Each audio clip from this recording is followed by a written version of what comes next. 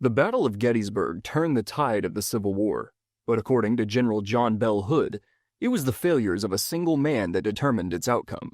In a letter written 10 years after that fateful battle, Hood received the shocking truth. It was the decisions of General James Longstreet that ensured the Confederacy's demise. Resentful of Lee's authority, Longstreet had failed to take advantage of crucial opportunities that may have dealt a fatal blow to the Union Army. But was the fate of Gettysburg and the entire Civil War truly dependent on the failures of a single man? On July 1, 1863, Robert E. Lee's Confederate troops launched an aggressive strike on Union troops and drove them back through the town of Gettysburg. By the time the day's fighting was over, the Union troops had been confined to Cemetery Hill, with Confederate troops to the west, north, and northeast. General George Meade was forced to place his units in an unusual fishhook formation to be ready to repulse a Confederate attack the next day. As morning dawned on July 2nd, General Lee hatched his plan. He would concentrate his attack on the western edge of the Union fishhook along Cemetery Ridge. He hoped to roll up their left flank at the point where it would be the hardest for the Union to send reinforcements and create a total encirclement. It was a solid plan, but it'd be a tough fight. The Union had the high ground, and their enclosed position meant it was easier for Meade to move troops to where they were needed in case of an attack, while Lee's were spread out over a wider area. General Hood's men arrived at the battle lines early on the 2nd. As his men took a moment to rest, Hood joined Lee to discuss the tactical plan. Along with General Longstreet and General A.P. Hill, Lee had already decided his approach.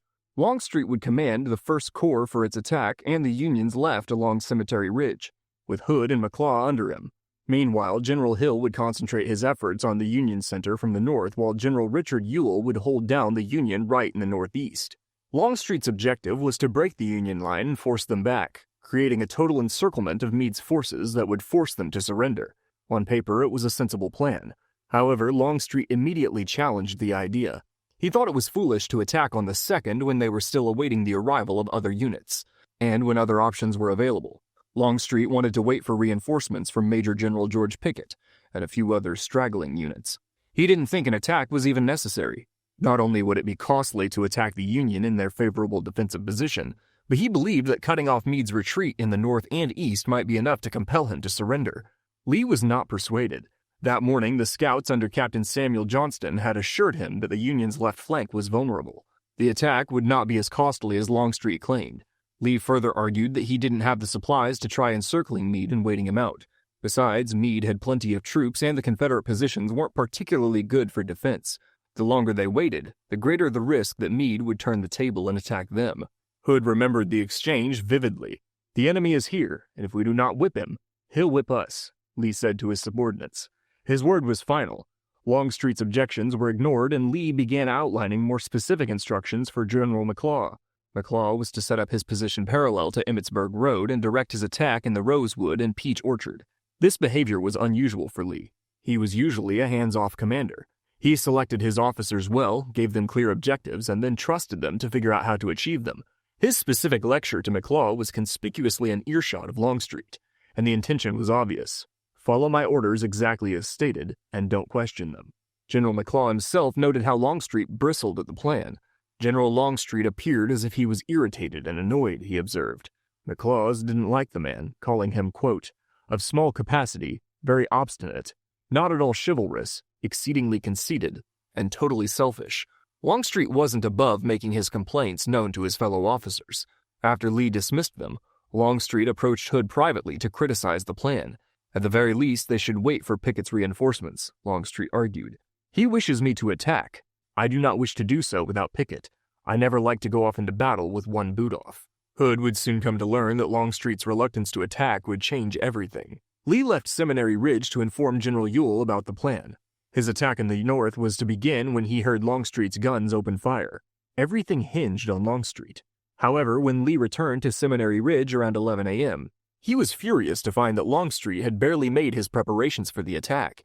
He had sent Porter Alexander to put his guns in position, but Lee had expected Longstreet's men to be almost ready to move. The general was dragging his heels.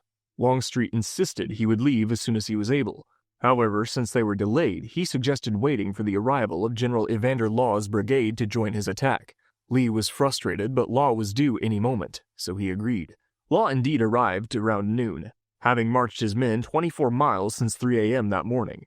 By the time Longstreet had his men and set out, it was 1 p.m. Crucial time had been lost, time that may have determined the outcome of the battle. McLaws' division went first with Hood's division in the rear. Longstreet's force consisted of some 14,500 men and 3 battalions of artillery. They left Hur's Ridge going south as planned, then crossed Hagerstown Road and Black Horse Tavern. Their plan was to follow a similar route that Porter Alexander had used earlier to move his artillery, but when they got there, they discovered that things were not as planned. Johnston's scouts had failed to note a Union signal station at the far left edge of the Union line, upon a hill known as Little Round Top. Little Round Top was at the southernmost tip of the Union line. It was connected by a saddle to another hill, Round Top, to the south. Counterintuitively, Little Round Top was larger and taller. Round Top, meanwhile, is not seen as a viable defensive position, so the Union did not waste men trying to hold it. The signal station on Little Round Top would surely notice Longstreet's advance if it took the planned direct route. On any other day, Longstreet would have realized that Alexander's guns had already passed through the area and followed their trail instead. However, possibly out of that disinterest Sorrell noticed in his commander, Longstreet chose instead to divert the troops down a longer route to reach their assigned position. It kept them out of view from the Union signalers, but it further delayed an already late attack. It wasn't until 3 p.m. that McLaws' men arrived at their planned position to move through the peach orchard, but it wasn't what they'd expected. There'd been a sudden dramatic change to the Union positions, one that Longstreet would fail to adapt to. Major General Daniel Sickles was in command of the far left of the Union line. His position was supposed to be anchored between the troops of the 2nd Corps to the north and a small hill known as Little Round Top to the south, forming a relatively straight line along Cemetery Ridge. However, Sickles believed there was more favorable ground to the front of his position toward the peach orchard. Around 2 p.m., after Longstreet's men were already on the march, Sickles decided to reposition his men forward to seize the better ground above the peach orchard, creating a bulge at the far end of the line, still anchored on Little Round Top. This change in position altered the entire battle. It completely shifted the terrain that Confederate troops would attack from, but it also created a potentially fatal vulnerability in the Union line. If the Confederates were shocked by the charge, Meade and the other Union generals were even more so. Meade hadn't ordered such a move and was apoplectic when he learned that Sickles had taken it on himself to reposition his men. The plan had now changed irrecoverably. McLaws stopped to plan his next move, prompting Longstreet to come to investigate. Lee also came to investigate and agreed on a slight modification to the plan. McLaws would attack Sickles' salient in through the wheat field and the peach orchard, while Hood would move to his right and attack through a several-acre field of boulders known as the Devil's Den. It was here that Hood believed Longstreet made a fatal error that cost them the battle, and possibly the entire Civil War. Hood's orders were to attack east along the Emmitsburg Road. His men would have to attack the Federals through a particularly difficult field of boulders nicknamed the Devil's Den. Movement would be slow and visibility poor. With Law's brigade already exhausted from hours of marching, it was difficult to see how such an attack would be successful. His men would be exposed to heavy fire the entire time. Hood, quote, deemed it almost an impossibility to clamber along the boulders up this steep and rugged mountain, and under this number of crossfires, put the enemy to flight. Fortunately, Hood found another solution. Hood's scouts reported that the Union flank was exposed from the Round Top Hill. They soon reported to me that the country was open and that I could march through an open woodland pasture. Hood deduced that he could send men to seize Round Top and then outflank the enemy's southernmost position on Little Round Top. They would be able to get around the enemy and cause a fatal collapse of Sickles' salient, and it would be a safer and easier attack to boot. Seeing an incredible opportunity before him, Hood sent an urgent message to Longstreet for permission to abandon the original plan in favor of attacking Round Top. Longstreet's reply was blunt. General Lee's orders are to attack up the Emmitsburg Road. The man who had been so indignant at Lee's plan mere hours earlier was now rejecting a better plan out of hand because it went against those same orders. Hood believed he just hadn't been clear enough. He sent a second messenger to explain that the planned attack through Devil's Den would be unproductive, and the Round Top plan would be much safer. He waited anxiously for a reply, only to receive the exact same answer. General Lee had given him his orders, and he was to follow them. Hood was baffled. He would have expected Longstreet to be willing to bend the plan, and the situation had obviously evolved beyond what that plan was made for. Still refusing to abandon the idea, Hood sent a third message, imploring Longstreet to come himself and see the situation. Surely, Hood thought, Longstreet would recognize the value of Hood's plan and send him off. It was fruitless. Hood's messenger returned with the same answer, and Longstreet drove home the point by sending a colonel from his own staff with the same message. Hood was to proceed as planned. It was the first and only time Hood had ever protested an order in his entire career. Still, he was a soldier, and he knew orders could not be ignored. It was 4 p.m. by now, and they only had a few hours of daylight to fight. Reluctantly believing the current plan to be costly and doomed to fail, quote, I ordered my line to advance and make the assault. Longstreet did eventually go to see Hood, but only after the attack had begun. Hood repeated his concerns about the plan and his regret that he was denied the attack on Round Top. We must obey the orders of General Lee, Longstreet replied. Hood was now convinced those orders would be the doom of his men. Hood would not be there to see it. A few minutes after Longstreet left him to go to another part of the time, Hood was suddenly thrown to the ground by a shell exploding over his head. He was seriously injured and unable to continue his command. As I was borne off on a litter to the rear, I could but experience deep distress of mind and heart at the thought of the inevitable fate of my brave fellow soldiers. Given what happened next, it's no wonder that so many people hold Longstreet to blame for Lee's imminent defeat. Without Hood's leadership, the attack on Sickles' position struggled. Command passed to General Law, but poor communications and Hood's unclear directions caused confusion. Hood's men were supposed to attack in a northeastern direction, going parallel with the Emmitsburg Road. However, Hood's last orders had sent them in a more eastward direction. By the time Law realized he was in command, some of his regiments were already tied up in the Devil's Den. The rest he did indeed send toward the Round Tops, similarly to how Hood had wanted to move earlier. But as with Sickles' unexpected deployment, Union actions had changed the dynamics of the battle before the Confederates could capitalize on them. Angry at Sickles' disobedience, Meade sent General Governor Warren to inspect the defenses on Little Round Top. Sickles had been ordered to defend it with actual troops, but Warren arrived only to find a lone signal corps there. Worse still, he could see Confederate troops beginning their attack. Fearing that the rebels might take the hill and shift the battle, Warren sent a demand for urgent reinforcements. Colonel Strong Vincent answered the call with 4 regiments. They arrived on the hill almost simultaneously with 5 regiments of Law's troops attacking it. Had the Confederacy moved on the hills even a few minutes earlier, the Union would have been forced onto the offensive. Instead, the two sides opened fire immediately in some of the fiercest fighting of the day. Both sides fought bravely, and casualties were heavy. Colonel Vincent himself was mortally wounded, as were 2 of the Confederacy's regimental colonels. Colonel William Oates, commanding the 15th Alabama, called it the most destructive fire I ever saw. They fought until their ammo and men were severely depleted. The Confederates threw everything they had at Little Round Top, but the Union held firm. Colonel Joshua Chamberlain of the 20th Maine, knowing his men were almost out of ammo, ordered them to fix bayonets and charge. The audacious move worked, and turned the rebels back on the flank.